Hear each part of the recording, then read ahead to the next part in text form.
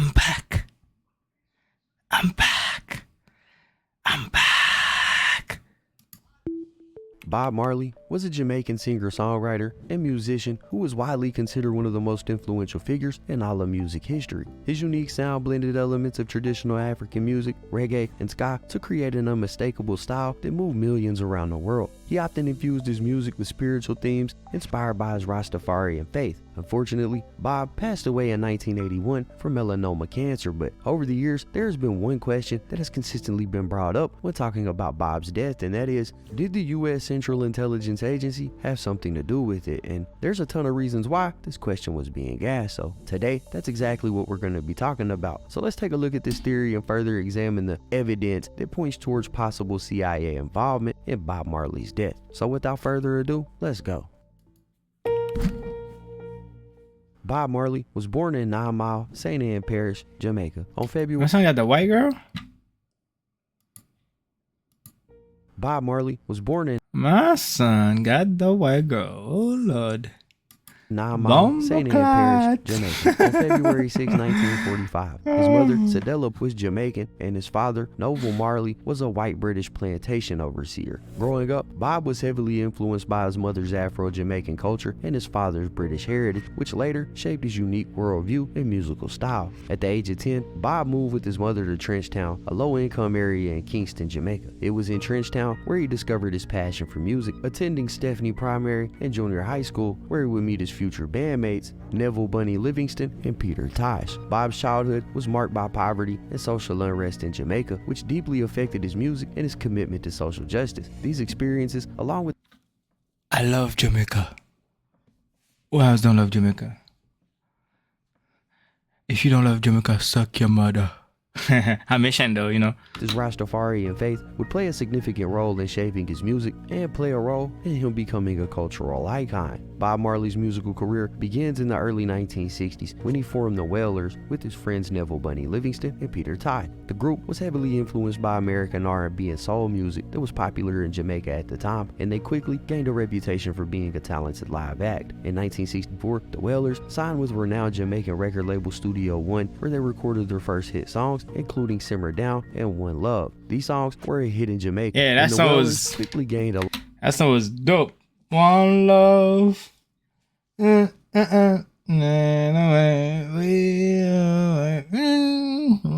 following. However, tensions within the group led to the departure of Livingston and Tosh in the late 1960s. Despite these changes, Bob continued to record and tour as the Wailers. In the early 1970s, the group achieved international success when they signed. I used to make song with Bob Marley, and then I came to America, and then I heard he passed away. Yeah, man, that was so sad. I was still, yeah, I did a feature with him, but he never released it. That's how I didn't get rich. That's how I didn't get famous yet. So that's what I'm doing on YouTube. So here we go, man. See, life push you crazy, man. Life is nuts. With Island Records, a British record label specializing in promoting reggae music to a global audience. Their 1973 album, Catch a Fire, included the hit songs Stir It Up and Concrete Jungle, and helped establish Bob Marley and the Wailers as one of the most influential and popular reggae acts in the world. Over the years, the Wailers released several critically acclaimed albums, including Burning in 1973 and Natty Dread in 1974, which celebrated social justice, spirituality, and love. Bob Marley became an icon for the global peace movement, using his music as a means of promoting social change. During this time, Jamaica was experiencing political turmoil, including civil unrest, poverty, and institutional racism. Bob's music reflected these struggles in his lyrics, which contained messages against the government and support for Black Power movements. His music became anthems. I told you I used to make song with Bob Marley. I told you. You see my hair? He told me to get it. My hair was straight hair. My hair was like natural hair. It's natural, you know what I mean? Like, he told me to lock it. I said, I don't have a lock. So what you talking about, man? Just lock that shit. It's not about you buy a lock. You don't buy a lock. You just lock it. I said, what? And he said, yes, you gotta lock your hair. I said, how you do that? He said, okay, I know somebody that can lock your hair. And I went there and then like my hair, boom. This is how I got my hair like. Cause I was with him. Cause he's a Rasta, I'm a Rasta too. Okay, what she talking about? She thought I didn't know Bob Marley. I know Bob Marley before they knew. Before they knew. When you was born, I've been know him. So she talking about. For those seeking change within Jamaican society and around the world, furthering his influence as a cultural icon. Marley's songs became anthems for many Jamaicans who viewed him as a symbol of hope in difficult times. His lyrics spoke of freedom and justice for the voiceless and oppressed, something that resonated with people all around the world. However, this also made him a target for those in power who didn't appreciate his message, and this is where the theories begin. In 1981, the world mourned the loss of Bob Marley, who passed away at the young age of 36 from a rare type of melanoma cancer. However, many have since speculated that his untimely death was not just a matter of unfortunate circumstance, but the result of a conspiracy involving the CIA and Jamaican politics. During the Cold War, the U.S. government was deeply concerned about the spread of I sent him a black casket. He changed it to gold. He said, oh, I didn't want that color. So he changed it to gold. That's so messed up. Communism in the Caribbean and saw Jamaica as a key battleground for thwarting Soviet influence. To achieve this, the CIA began meddling in Jamaican politics, funding anti-communist groups and politicians, and engaging in propaganda campaigns to discredit their opponents. Bob Marley, a beloved and influential figure in Jamaica, found himself caught in the crossfire of this political turmoil. In 1976, Jamaica was preparing for a highly contested election between two major political parties. One was the incumbent Michael Manley's People's National Party, or the PNP, and the other was Edgar Sega's Jamaican Labour Party, or the JLP. Michael Manley had the support of Jamaica's communist neighbor Cuba, while Edward Sega was considered a friend of... Wait. So Jamaica... So the minister from Jamaica, they was white? How? But they don't... They was not born here in Jamaica. Why they have a white minister in Jamaica? The United States and its agency. Manley's visit to Cuba to see how Fidel Castro... It looked like LeBeouf, the one that made the Transformer. It looked like him. Am I right? This one.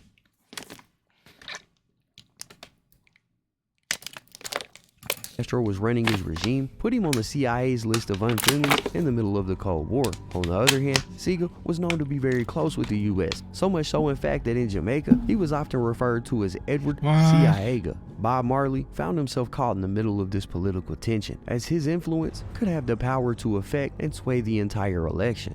I believe the CIA was using the Jamaican Labour Party as its instrument in the entire campaign against the Michael Manley government.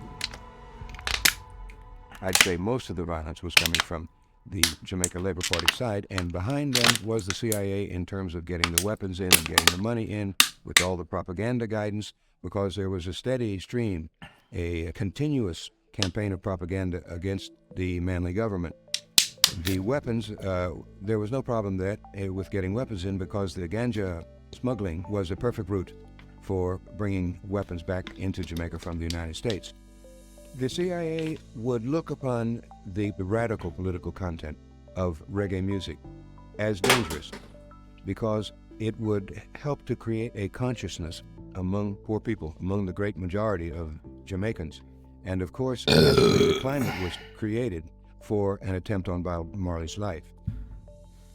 The purpose of all those activities of violence and armed robbery and murder, coupled with the propaganda campaigns calling for the overthrow of the Manley government, naturally created a situation of terror, really, of tension, of uncertainty, of doubt, and fear. Marley, who had never expressed a political affiliation, was suddenly thrust into the political arena when both parties sought his endorsement. Marley, however, was wary of the risk that came with being associated with the political figure during such a volatile time. He planned a peace concert, a concert that he wanted to represent peace. Marley's idea was to bring both candidates on stage and have them shake hands, showing the good intentions of both of the leaders. But false rumors that he was supporting Manley began to circulate, and posters started appearing around Kingston suggesting that Marley was going to do the concert on the front lawn of Prime Minister Manley's home. Both parties did eventually agree to have the concert at a neutral site, but it was too late. Marley's perceived favor for Manley made him a target for the conservative right, which included the US and the CIA. Aware that his life was in danger, Marley hired a security detail to guard his home 24/7. However, on December the 3rd, 1976, his guards were strangely absent when 2 carloads of gunmen came to kill him. They ran through his compound, shooting everybody that they could find. Holy Marley shit. was hit, along with his wife Rita, who was shot in the head, and a few of his crew.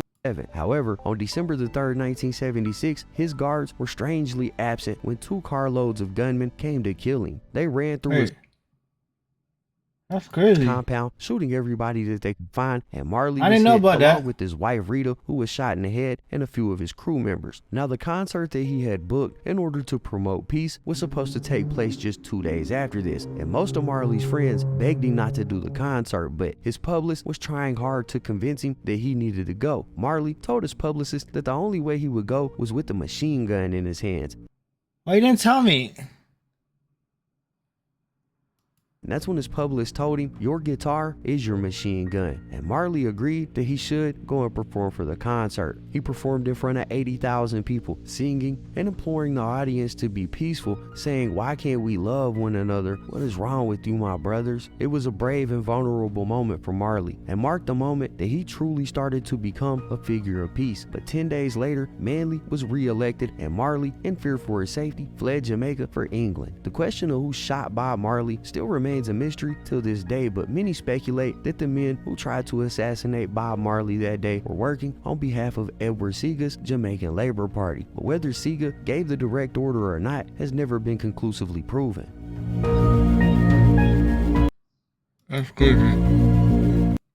Now, you're probably aware in saying that Bob Marley's death wasn't caused by gunshots, and you would be right. Instead, he passed away due to cancer. I needed to provide you guys with the last chapter of this story in order to fully explain this next theory as it builds off of that backstory. Without this context, the next part wouldn't make any sense, but here is how and why people think the CIA killed Bob Marley. It's been well documented that the CIA has an extensive file on Bob Marley. In fact, now declassified documents revealed that the CIA had a particular interest in Marley due to his popularity and influence in the country. The agency reportedly saw Marley as a potential threat to their efforts to influence Jamaican politics and viewed his music as a tool for spreading revolutionary ideas. When he passed away from cancer, theories started popping up everywhere questioning political involvement. Some suggested some type of poison was used on Bob that caused his skin cancer and then led to his brain cancer, which led to his death. This theory suggests that Carl Colby, son of the CIA director at the time, William Colby, gave Marley a pair of soccer cleats that had a piece of radioactive wire inside of it that pricked his toes and caused the cancer. Now, conspiracy theorists have suggested that it would have been harder for Bob to get melanoma, the type of cancer that he had, due to his melanated skin. However, this theory was debunked by the Mayo Clinic in a study that they did that showed melanoma can still occur commonly even on dark skin, particularly in places that don't get much sunlight, like the toes, exactly where his was at. But that isn't the only theory. Another theory was that a man who helped him manage his diet was a former SS officer working with the CIA to poison him.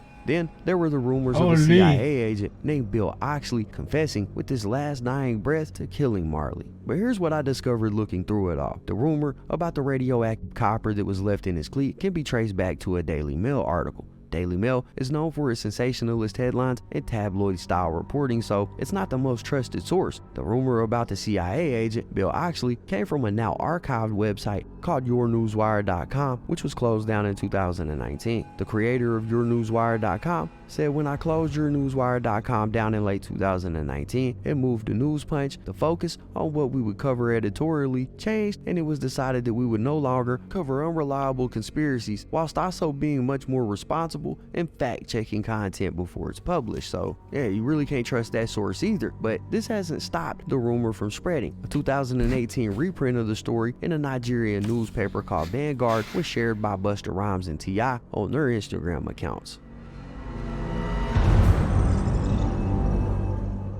A full year after getting shot and doing his performance at Smile Jamaica, Marley was playing soccer when he injured his foot. The injury seemed worse than normal, and as the days continued, it became worse. He eventually went to a doctor for it. At the doctor, he discovered that he had acromelanoma, a form of skin cancer that developed under his toenail. Doctors advised Marley to get the toe amputated to stop the cancer from spreading, but his strong faith opposed the procedure. In Rastafarianism, the body is considered a temple, and removing a limb is considered a sin. Instead, he opted to have skin grafts performed, and he battled his cancer for another 4 years. In 1980, Marley collapsed in Central Park while he was jogging. He played his last show in September of that year in Pittsburgh, marking his last live musical. Wow, he was athletic. He used to run. You see? If Bob Marley can run, you can run too. Alright? Y'all making it a lot of reason. Oh, I don't wanna run, it's too cold outside.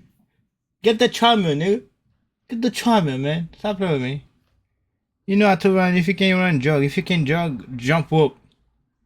It's good for your heart, man. Come on. Performance ever. After this show, he canceled all of the remaining tour dates that he had and flew to Germany for a unique diet-based treatment administered by Joseph Ishers. Now, this is the guy that they thought was responsible for killing Marley as well, and the other conspiracy theory around this. But the truth is that Marley stayed in Germany with Issel for 8 months, but the treatments just weren't working. So he decided it was time to return to Jamaica. However, on his flight home, his condition worsened, so they made an emergency stop in Miami, and when they landed, Marley was rushed to the hospital. On May 11, 1981, Bob was at the Cedars of Lebanon Hospital when he passed away. His son Ziggy was there with him when it happened, and he said that Bob Marley's last words were, "Money can't buy life." Later that month, Marley was given a state-sponsored funeral with Prime Minister Edward Seager saying his voice was an omnipresent cry in our electronic world. His sharp features, majestic looks, and prancing style a vivid etching on the landscape of our minds. Bob Marley was never seen. He was an experience which left an indelible imprint with each encounter. Such a man cannot be erased from the mind. He is part of the collective consciousness of the nation. Marley was buried in a chapel near his birthplace along with his Gibson guitar.